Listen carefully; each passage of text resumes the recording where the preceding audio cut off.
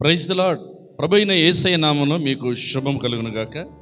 నేటి వాగ్దానం మత్తయి సువార్త 6వ అధ్యాయం 34వ వచనం. రేపటిని గురించి చింతింపకుడి, రేపటి దినం దాని సంగతులను గురించి చింతించును.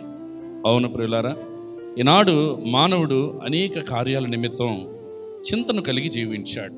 ఒక భక్తుడు ఇలాగన్నాడు, చింతించడం కూడా పాపమే అన్నాడు. అవును, దేవుని మీద మనకు ఎప్పుడైతే అవిశ్వాసం కలుగుతుందో అనేక చింత మన జీవితంలో ప్రవేశిస్తూ ఉంది.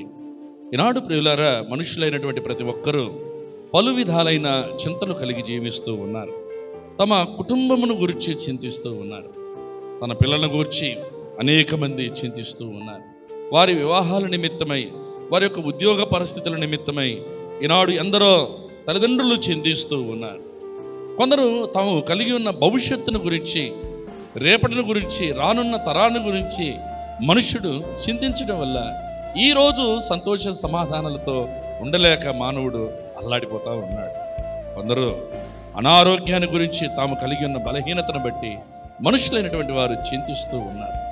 ఈ చింత వల్ల మానవుడు దేన్ని సాధించలేడు. బైబిల్ అంటూ ఉంది, నీవు చింతించడం వల్ల మూడెక్కువ చేసుకోలేము.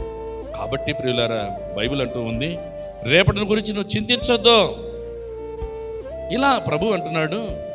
అలాగే ప్రియులారా, 1 పేతురు పత్రిక 5వ అధ్యాయం 7వ వచనంలో అంటున్నాడు, ఆయన మిమ్మల్ని గూర్చి చింతించుచున్నాడు కనుక మీ చింత యావత్తు ఆయన మీద వేయుడి. మన ప్రభువు మనను గూర్చి చింతించుచున్నాడు. ఆయన మన కార్యముల గురించి ఆలోచిస్తూ ఉన్నాడు. నీ భవిష్యత్తు గురించి దేవుడు ఒక ప్రత్యేకమైన ఉద్దేశం కలిగి ఉన్నాడు. కనుకనే ప్రియులారా, నువ్వు చింతను జయించాలి అనంటే దేవుని వాక్యం అంటూ ఉంది, నా నీతిని, నా రాజ్యమును వెదకు, అప్పుడు నీకు అవన్నీ నీవు ఏదైతే ఎదురు చూస్తున్నావో దాన్ని పొందుకుంటావు. ప్రార్థించు, దేవుడు నిన్ను చింతను జయించే శక్తినిస్తాడు.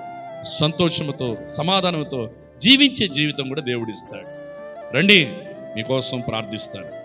పరిశుద్ధుడా, ప్రేమగల మా తండ్రి, మీ పాదాలకు వందనాలు, స్తుతులు, స్తోత్రాలయ్యా. రేపటిని గురించి చింతించుకుడి, రేపటి దినం దాని సంగతులను గురించి చింతించును. అవునయ్యా, మనుషుడు నాయన చింతించడం వల్ల దేన్ని సాధించలేడని, చింతను నాయన దేవుని మీద వేయడం వల్ల ఈ భూమి మీద సంతోషముతో, సమాధానంతో జీవించగలుగుతాడని నీ వాక్యం తెలియజేసిన మాటలను బట్టి వందనాలు.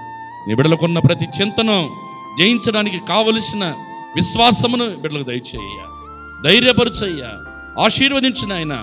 నీ బిడ్డలు కలిగి ఉన్న ఉద్యోగాలను దీవించయ్యా, చదువును మీరు దీవించండి, వ్యాపారమును దీవించండి. ఈ దినామంతా కూడా మీరు తోడయుండి ఆశీర్వదించమని యేసయ్య అతి పరిశుద్ధ నామములో ప్రార్థించి వేడుకొనుచున్నాము తండ్రి. ఆమేన్, ఆమేన్. దేవుడు మిమ్మల్ని దీవించును గాక. ఈ దినమంతా దేవుడు మీకు సంతోషము, సమాధానం కలిగించును గాక. ఆమేన్.